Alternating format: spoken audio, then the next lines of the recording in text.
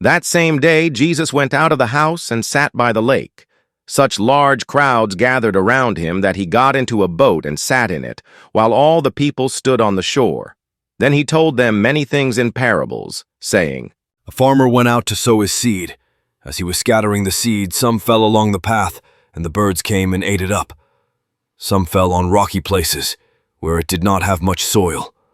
It sprang up quickly because the soil was shallow. But when the sun came up, the plants were scorched, and they withered because they had no root. Other seed fell among thorns, which grew up and choked the plants. Still other seed fell on good soil, where it produced a crop 160 or 30 times what was sown. Whoever has ears, let them hear. The disciples came to him and asked, Why do you speak to the people in parables? He replied, Because the knowledge of the secrets of the kingdom of heaven has been given to you, but not to them. Whoever has will be given more, and they will have an abundance. Whoever does not have, even what they have will be taken from them.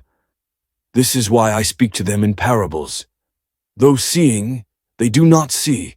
Though hearing, they do not hear or understand. In them is fulfilled the Isaiah. You will be ever hearing, but never understanding. You will be ever seeing, but never perceiving. For this people's heart has become calloused. They hardly hear with their ears, and they have closed their eyes.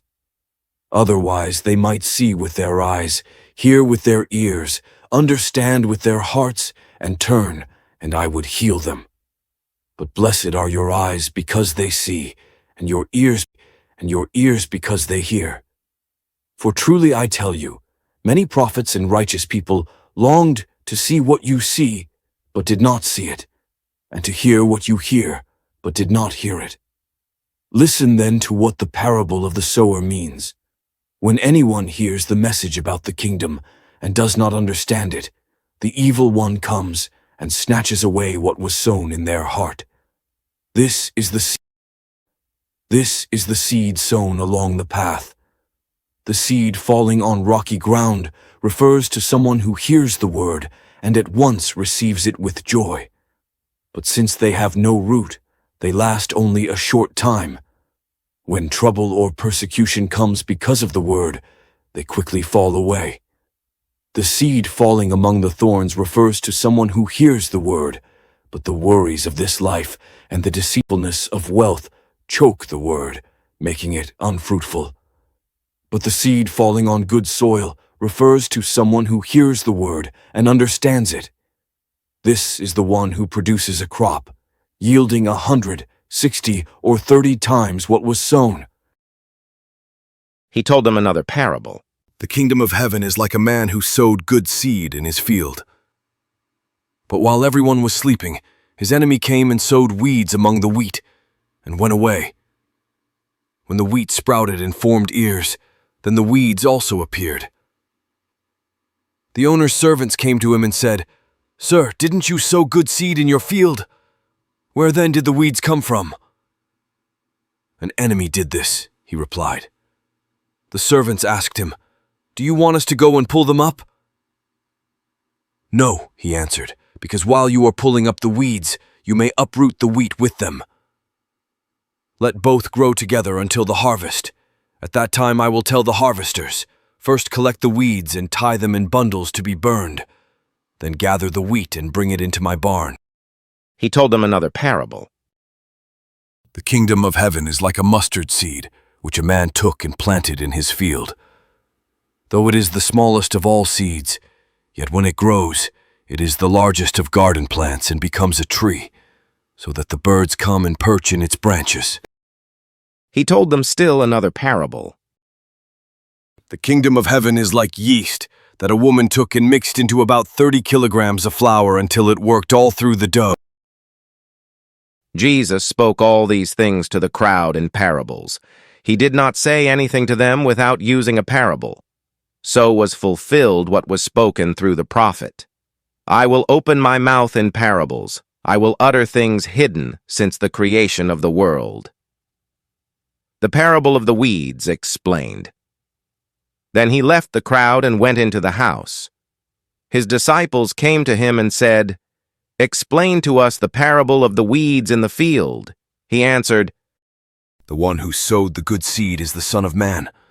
The field is the world, and the good seed stands for the people of the kingdom. The weeds are the people of the evil one, and the enemy who sows them is the devil. The harvest is the end of the age, and the harvesters are angels. As the weeds are pulled up and burned in the fire, so it will be at the end of the age. The Son of Man will send out his angels, and they will weed out of his kingdom everything that causes sin and all who do evil. They will throw them into the blazing furnace, where there will be weeping and gnashing of teeth. Then the righteous will shine like the sun in the kingdom of their Father. Whoever has ears, let them hear.